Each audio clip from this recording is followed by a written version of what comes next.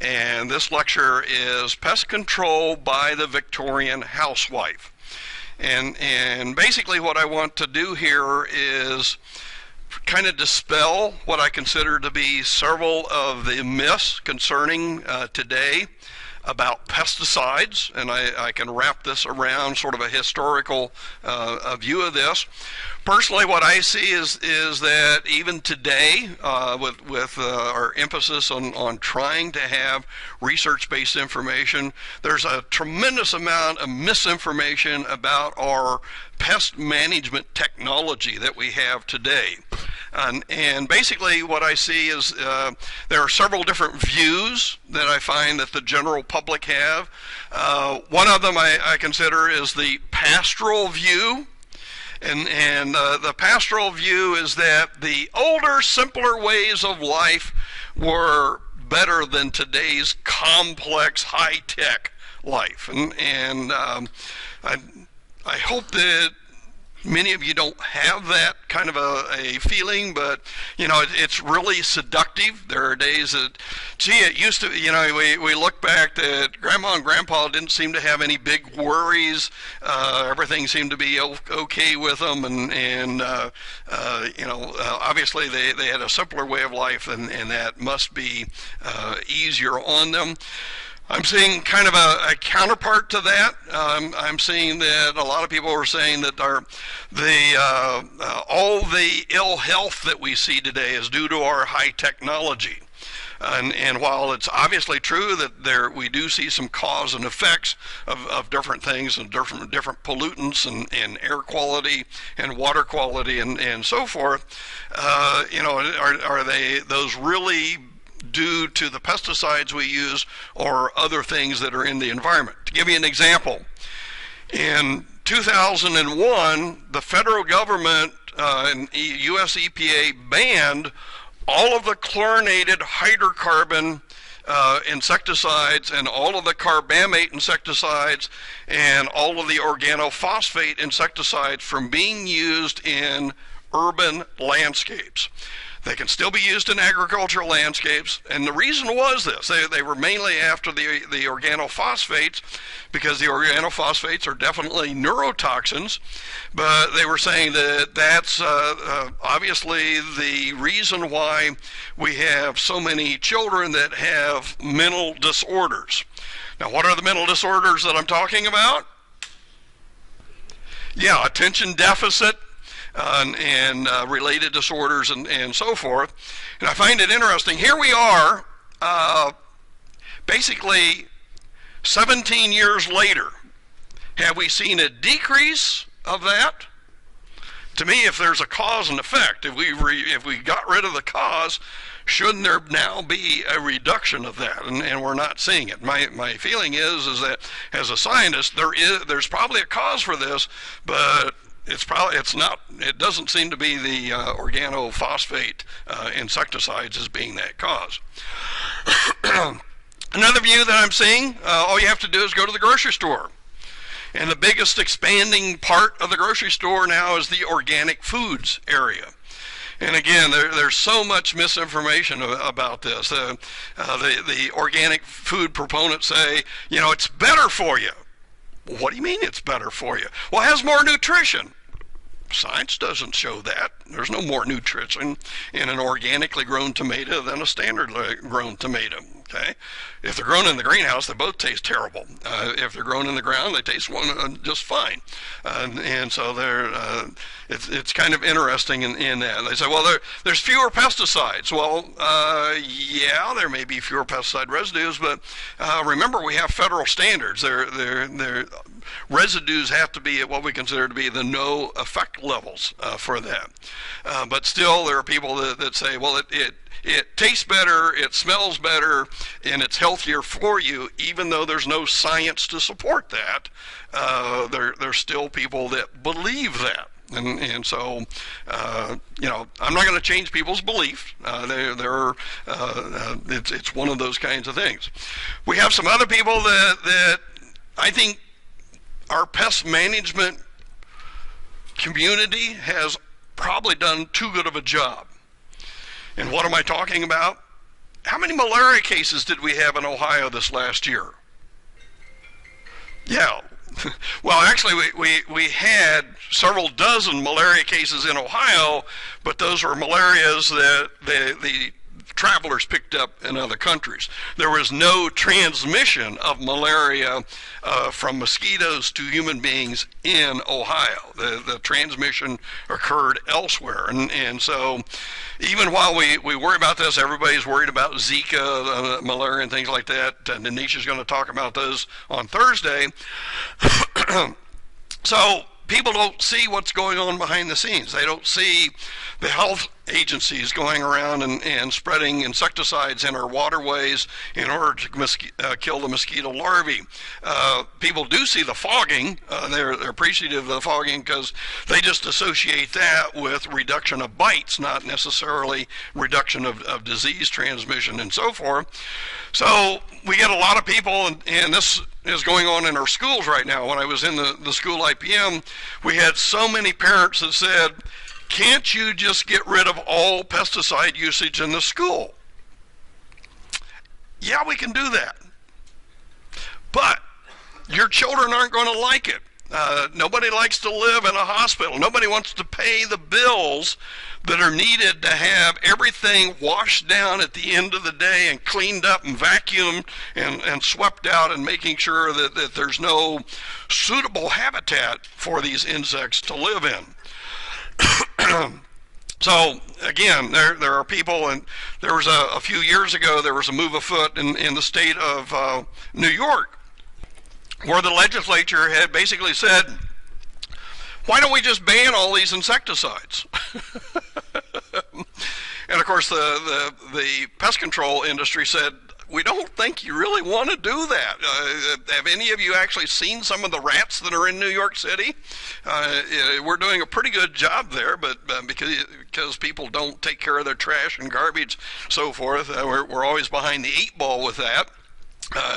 And I've always thought, if they had the chance, I would have loved to have seen the experiment happen, that if you got rid of the insecticides in New York for a year or two, guess what the big complaint would be after that? People would say, where did all this stuff come from? Where are all these cockroaches coming from, all these mosquitoes and so forth? So watch out what you wish for. Now, does anybody know what the experiment happened up in Canada? Canada did ban the use of cosmetic insecticide usage. You can no longer buy an insecticide or an herbicide to treat your lawn or your trees and shrubs. And guess what the biggest complaint is right now? Our lawns look like hell. Our trees and shrubs are dying. They're getting eaten up. And if you talk to any of the border control people between the United States and Canada, they'll say the number one thing that's being smuggled across the border by homeowners are insecticides that they're buying here in the United States and taking it back home so that they can treat around their houses and things like that. So I find it kind of interesting. Watch out what you wish for without understanding why is it that we're using these things.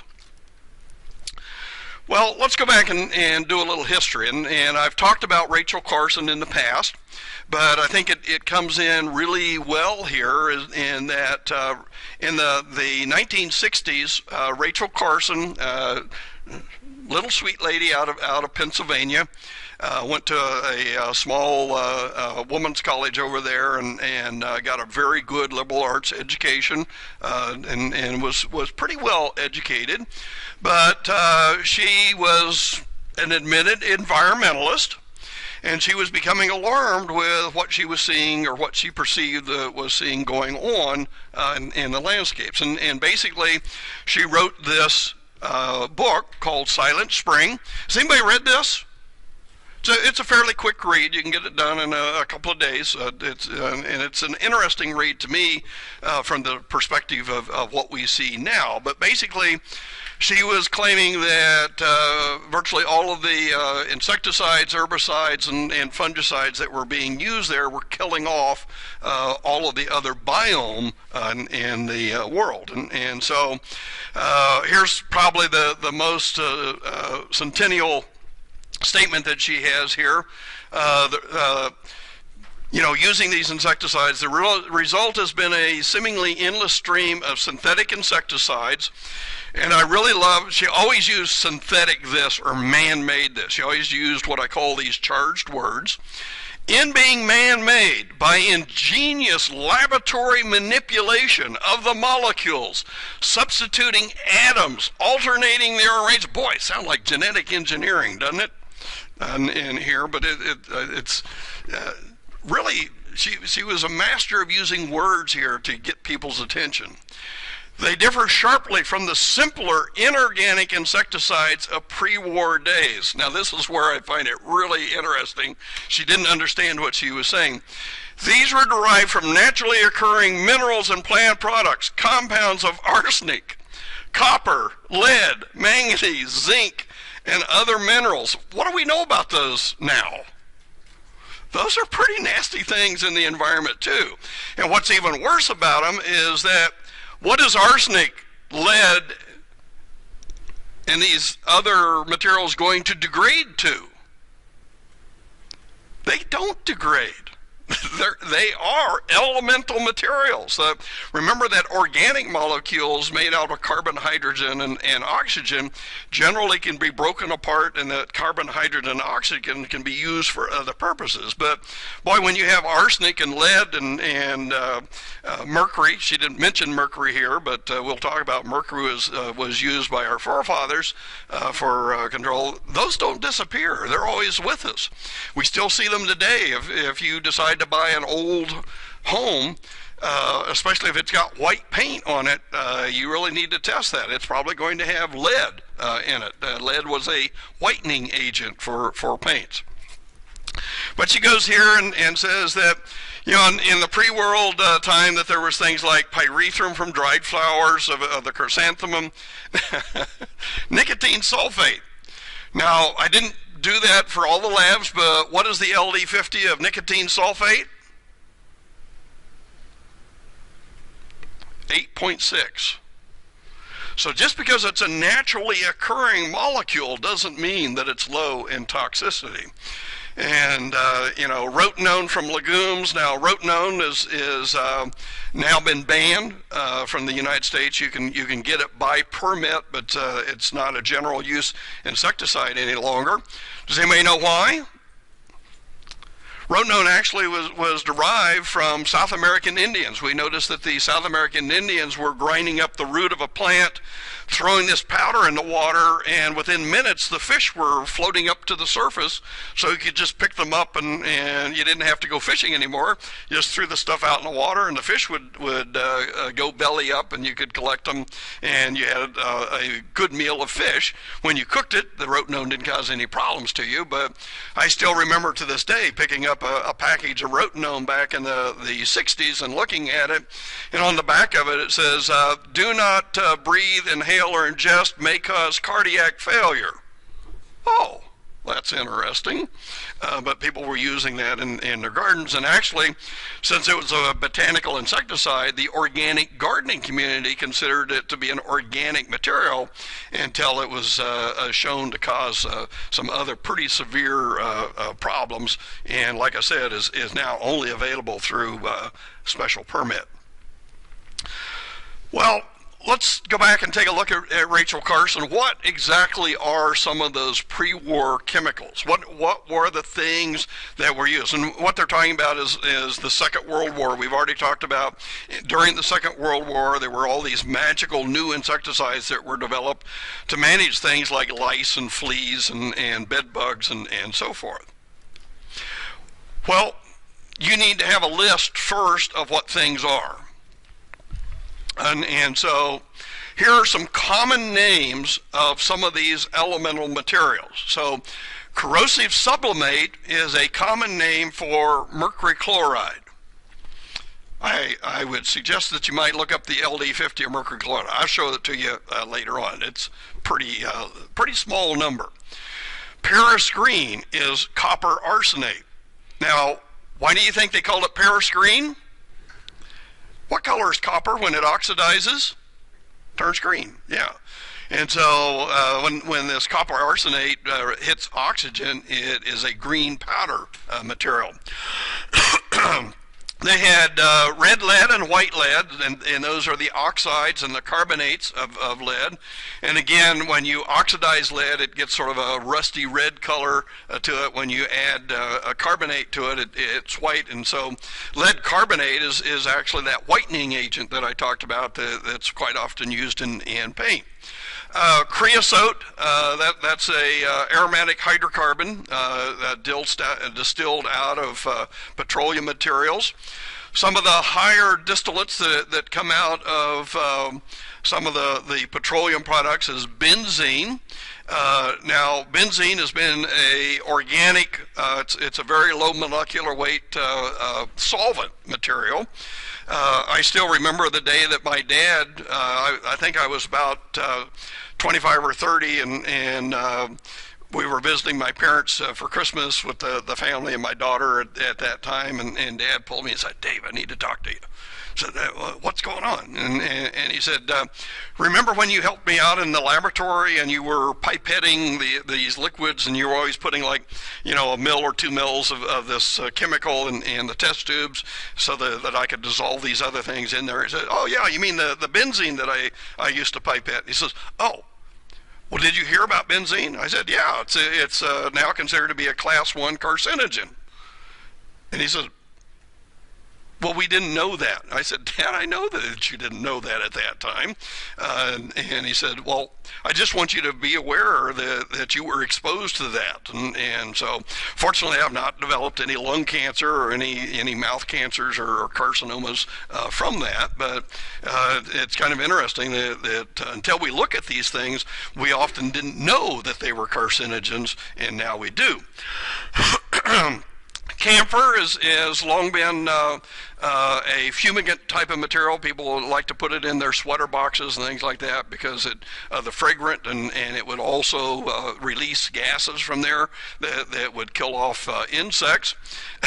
Laudanum. I just heard the other day, I don't know if any of you watching any of the new movies that are out and so forth, but some of these new movies that are talking about people in the Victorian era, one of the common things was to give women laudanum for female infirmities. What the hell are they talking about? Well, they used to say that women would get hysterical. Probably for good cause, knowing what the Victorian men were doing at that time, but they would get hysterical.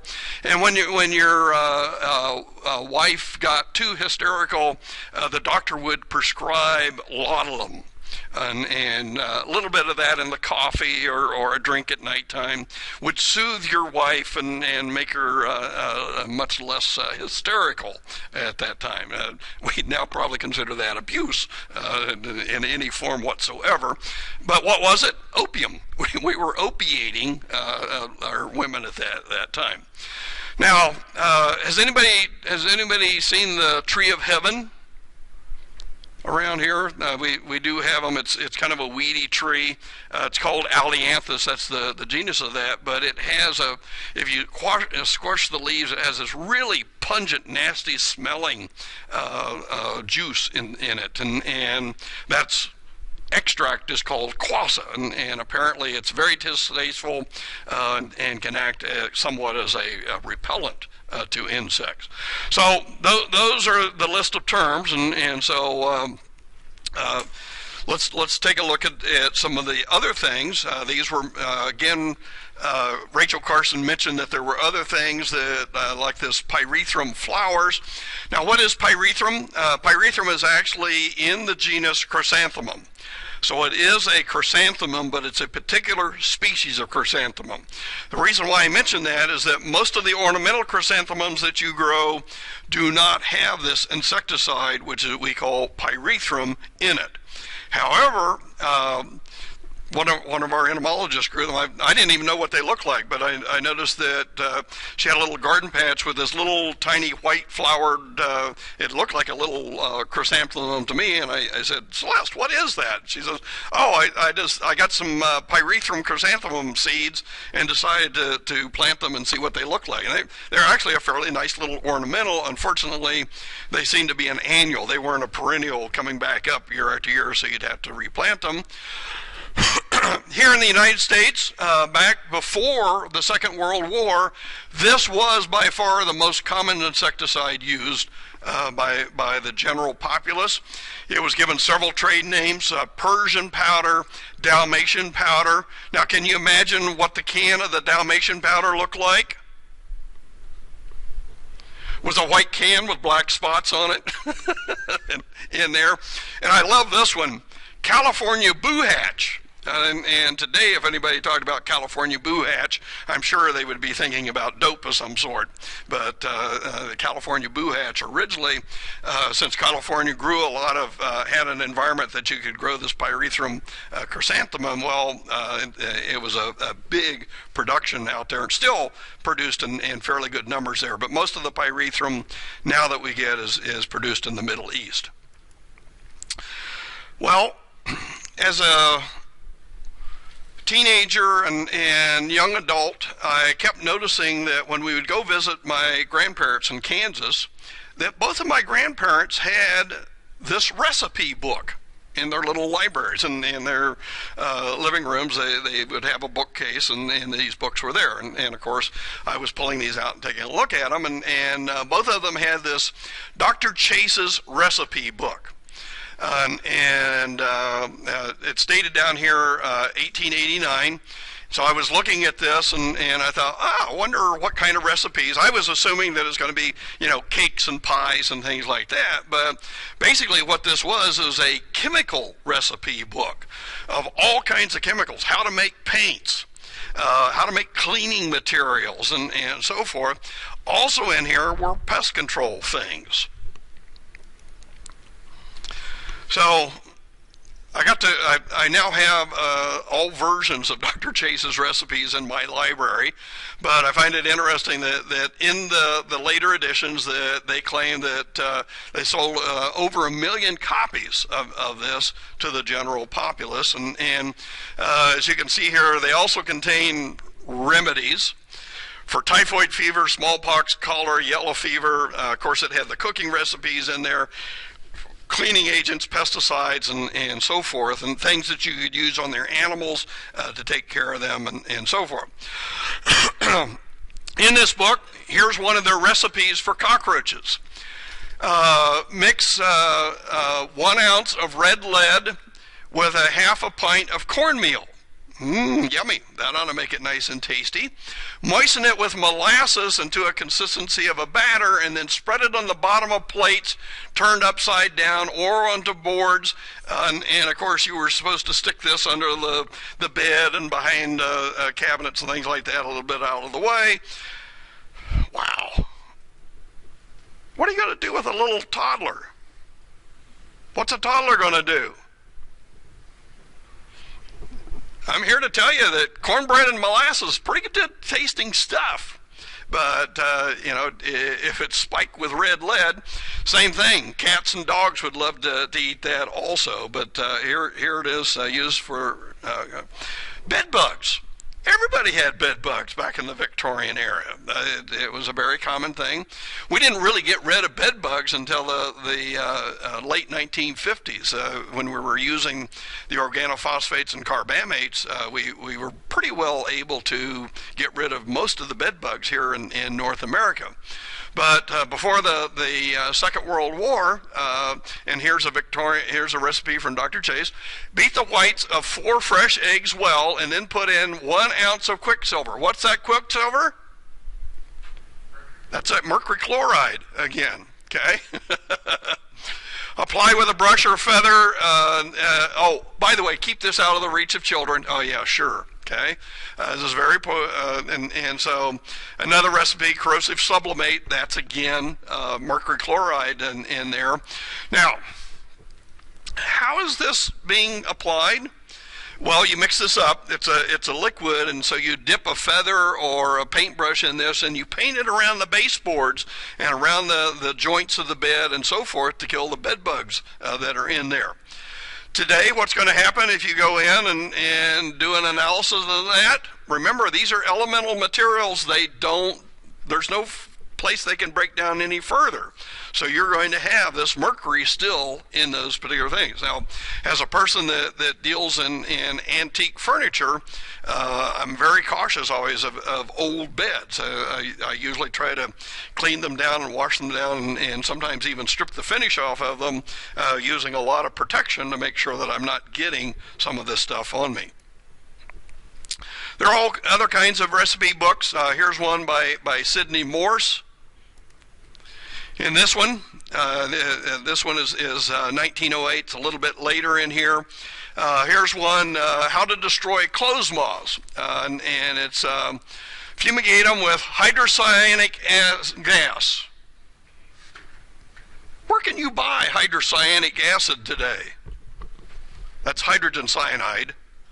You can't. You've got to have a license to do this. And you've got to keep records of how much you got, where you used it, and so forth. But back in this period of time, you could actually just go down to the local pharmacy and buy this stuff and get in here. Bisulfide of carbon, and so that would, carbon bisulfide is what we'd say that. Various petroleum products, such as gasoline and benzene. What do we say about benzene? Category 1 carcinogen. Pretty nasty stuff. Here's another one in Sidney's book, Exterminators of Cockroaches. Again, for some reason, and by the way, Sidney was a man, not a woman in this case.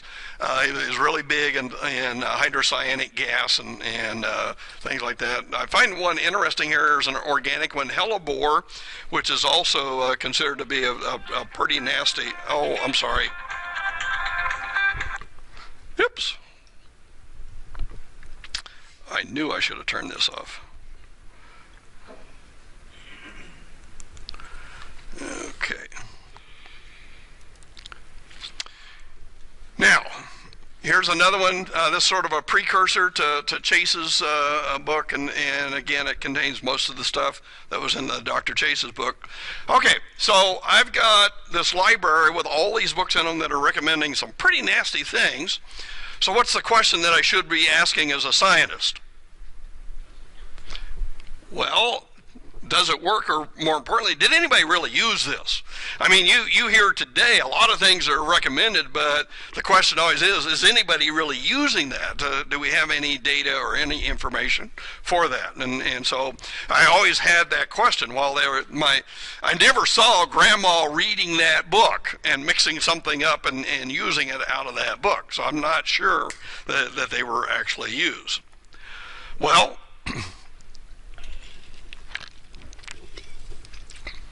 one day I was looking through the advertisements of Good Housekeeping to look, and by the way, Good Housekeeping actually ran ads for things like fly traps and flea traps and bed bug traps and roach traps and things like that. So I was looking through for advertising of those. And what I ran across in 1888, in the spring of 1888, there was a front page little article that said, we're going to run a contest for the best recipes this is sort of like the hints from Heloise. We want the homeowners to write in to us and tell us what they use for. Now, what is a buffalo bug? They may have an idea. Those are carpet beetles, okay? Bed bugs. Now, moth eradicator, what they're looking for as a moth eradicator here would be the clothes moth, things that are eating the woolen clothing and woolen carpets at that time. And look what they combine. And they also said fly and flea exterminator. Now, hopefully you know there's a big difference between a fly and a flea, and their biology and everything else. But that's what it came about in this. Here's an actual copy of it. The Good Housekeeping, and I find this is one of the oldest magazines that's been in existence, and you can see right over here is the little advertisement, and they're, they were going to give $25 to the best one of these for those different areas. And here's some of the responses. By the way, this went on for like 4 months, and so every month they had a running of all these articles of who had submitted things in here. Now, here's one to the editor of Good Housekeeping. You offer prizes for best bed bug exterminator. If the house is old and they have gotten under the surfaces, etc., the first thing is to close the room closely and burn sulfur. Now, again, we do know that sulfur is a pretty good insecticide, so they're basically saying fumigate it. But then they go on and say for beds, washboards, and sidings, thoroughly apply corrosive sublimate. That's that mercury chloride. Again, so here's somebody that's talking about the things that we just had many. Here's another one, bed bug, 10 cents worth of quicksilver mixed with the white of eggs. Bingo. There it is. That's exactly the same recipe out of Chase's book. Now, I find it interesting. There are actually some organic people at that time. Organic's nothing new. And so here's one where this Mrs. Dill Datesman wrote in and said, put chopped onions with borax on bread under the carpets. Can you imagine walking around a room with bread slices and onions smeared on them underneath your carpets? For flies, hang walnut bushes. Now, that's not bushes. What she's talking about is getting branches with the leaves. Now, for those of you that have never experienced black walnut, it's a pretty nasty smelling thing that's in there. So I can imagine that would not be very fragrant. Oh, and put geranium plants in the room. The fragrances for those. For fleas, this has been around forever. Wash the body of the pet with pennyroyal tea. And it really wasn't until about, I think it was about 1993 or 94, there was finally a publication where an entomologist said, I've had enough of this stuff about pennyroyal. So he mixed up every concentration of pennyroyal that he could. He submitted it to dogs that had fleas, and guess what? Nothing happened. And so for all these hundreds of years, or well, decades, everybody thought oil of pennyroyal was a good thing to control fleas, and apparently it has no activity whatsoever. Now, at that same time, C.V. Riley was the entomologist. He was one of our early entomologists, one of the first entomologists in the Division of Entomology at the U.S. Department of Agriculture. And Good Housekeeping got in contact with him and said, we'd like you to judge these. And so C.V. Riley was, after all of these were in, he was supposed to go through all the submissions and determine what he thought was the best thing for control the pests. Whoops.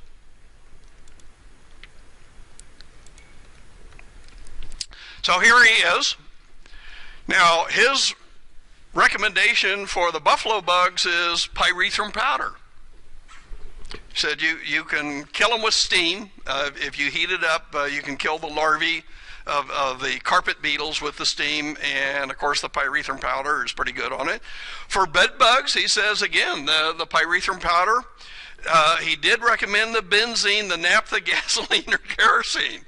Wow. That's pretty tough stuff. And I found records. There used to be pest control specialists, what we would now call, exterminators at the time. What these exterminators actually would do is they would they would send out letters to everybody in the neighborhood and says, I'm going to visit your neighborhood 2 weeks from now. I'm going to bring my truck with me. And of course, this was a horse-drawn truck at that time. What it was a copper-bedded wagon that contained a vat of benzene in it. And basically what they would do is he would roll up, you would have all your carpets rolled up, everything that you wanted to treat. You'd dump this down in the benzene. There was actually a lift that would lift it up and let all that drain out. Being a fairly low molecular weight material, it would drain out pretty quickly. And then you were supposed to put that back. And there was one submission in Good Housekeeping where the housewife said, this works best if you put it down on the floor while it's still slightly damp with the benzene. Holy moly. Probably stuck to the floor with that. Clothes moth, again, that dunking or cleaning with gasoline or benzene. And what was interesting is when he came to the flies and fleas, he says, I don't know how to answer this one, because fleas are totally different than flies. He recognized that. But he said, if you're going to put them both together, I guess pyrethrum was about the only thing that might kill both of those. How were these things used? I also collect old antique pest control devices. Here's a couple of bed bug jars, and it's kind of hard to see here. This is called Dead Stuck for bed bugs. It's actually embossed on the back of here, the back of the bottle. There's a bed bug embossed in the bottle here with a pin sticking through it, or say for dead stuck. Here's Shepherd's fly spray, and you can see the Victorian Housewife. This actually came with a little blow tube that you would fit down in there and blow across it, and would aspirate this material that would go out. What was in here, actually this bottle was full. I was able to get a very fine hypodermic needle to go in there and pull out a little sample. Can you guess? Benzene. Pure benzene in that rascal. Some other ones, Bug Doom and Fly and Insect Destroyer. A lot of these are out there. The thing that's important when you read on these, if they don't state what's on the label, you know that this is prior to 1914. In 1914, we had a federal law that said you had to state what the active ingredient was in the container. Here's some material. The Sure Death poison wheat for mice, voles, gophers, rats, things like that. Most of these, again, were mercury or lead compounds in those. So you've got to be really careful in handling these packages also. Now, is anybody a black powder person in here that likes to do the old black powder gun stuff? Well, you won't recognize these because when you do black powder, remember that you've got to prime where the little trigger is. You have to put a little bit of black powder in there so that when the flint comes down and it hits that and the spark goes down, it will go down and set off the chamber in there. They also have, the same companies that made these duster cans made black powder cans. What's the difference? These, if you take a look at them, will say insect control or bed bug control. The other ones will say black powder on them, but I find it interesting. The oldest one I have here is an 1868 one. That's the one with the little plunger on the top of it. These persisted all the way up into the 1950s and 1960s as other materials. Most of these had natural pyrethrum dust in them, though some of them did have things like 7 dust and some of the other organophosphate and carbamate insecticides. Another fairly common technique was fly traps. Now, you could have these hanging fly traps. These were usually used around the barns and the outhouses. What was mixed in here was a little bit of milk, a little bit of sugar or molasses in there, and mercury chloride or lead arsenate that was put into those. Now, here's my fanciest fly trap. This is a Victorian fly trap that has a lid on it. This was supposedly put on the dining room table. Again, you would put the attractant in there, the flies would be attracted in there. This one's really neat because it has a little pressed fly finial on it. Not too sure my mother would have appreciated that on the table. Some of the other ones sort of hid the flies. This is one that's basically the same thing. You can see patent October 28th, 1890. Again, it's got the inverted cone on the inside of it. You would fill that up with some milk with some sort of a sugary material in it and a poison.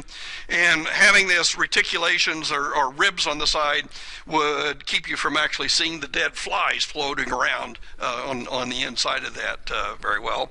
Now, you might ask how much these cost. These are now running, the crystal ones are running in the $250 to $500 range.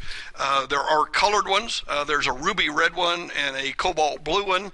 I've never been able to buy one of those. Those are running into the $2,000 to $3,000 for those. I find it. Does anybody recognize what that is? The Capitol Rotunda top on that one and this one. Here's a later one. This is the unique fly trap.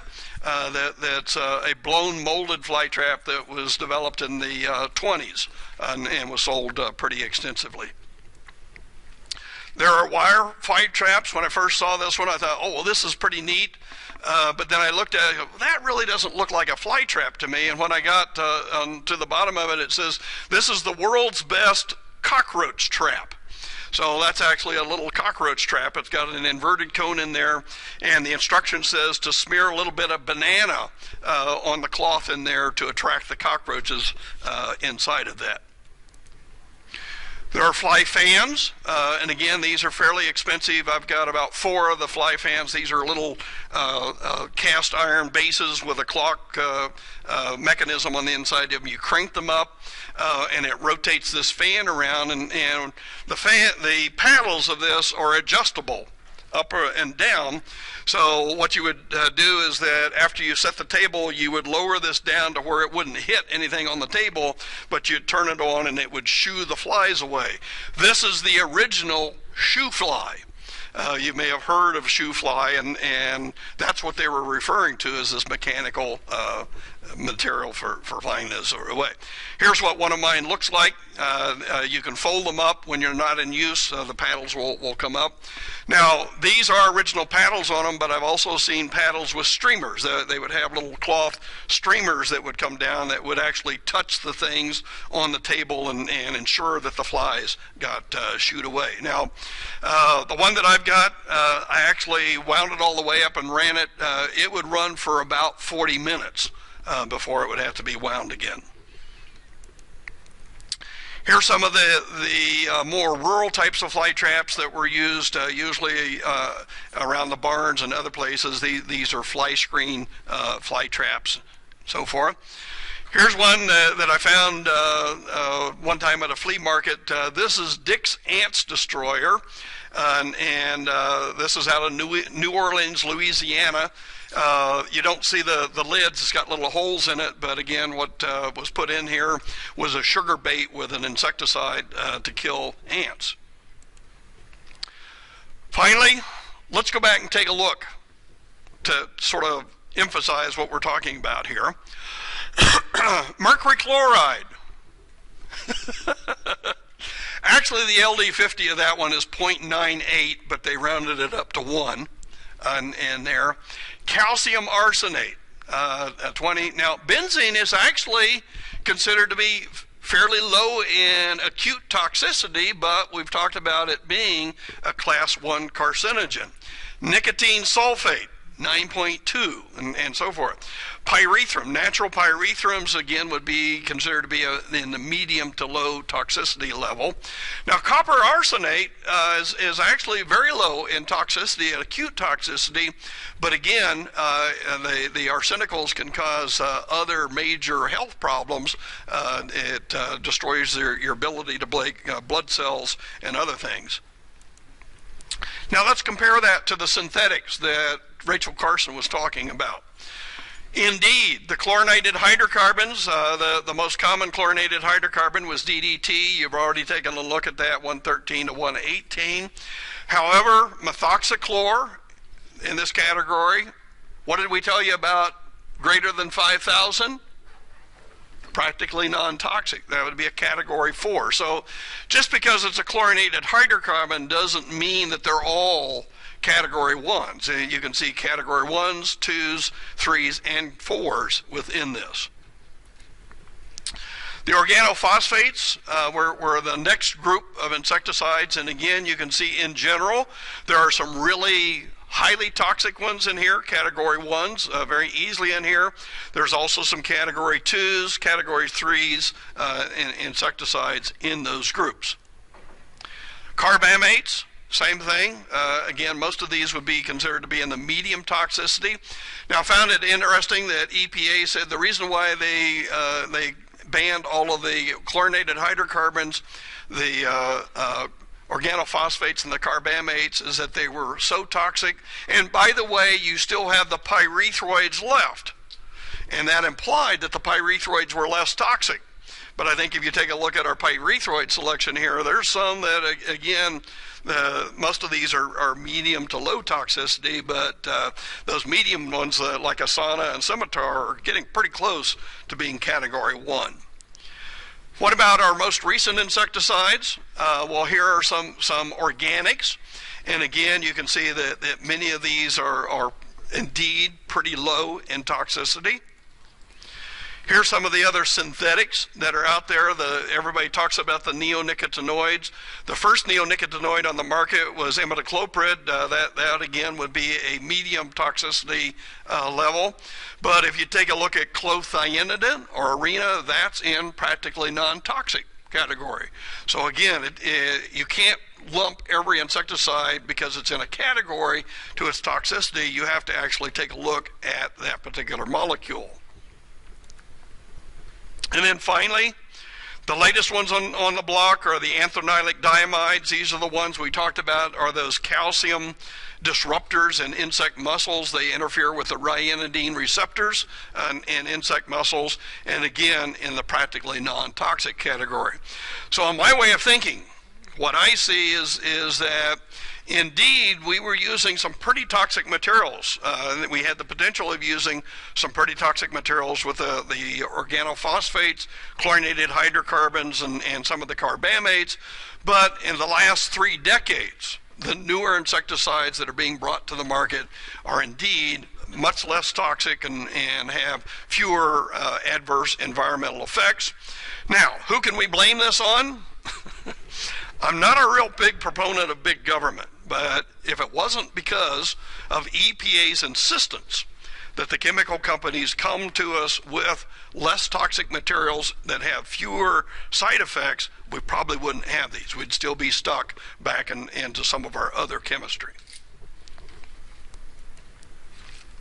Oh, here are some insect growth regulators. We talked about insect growth regulators. These are the ones that interfere with things like the chitin production, or they interfere with the molting process or growth process. Because those are unique to insects, most of these, again, have very low toxicity to humans.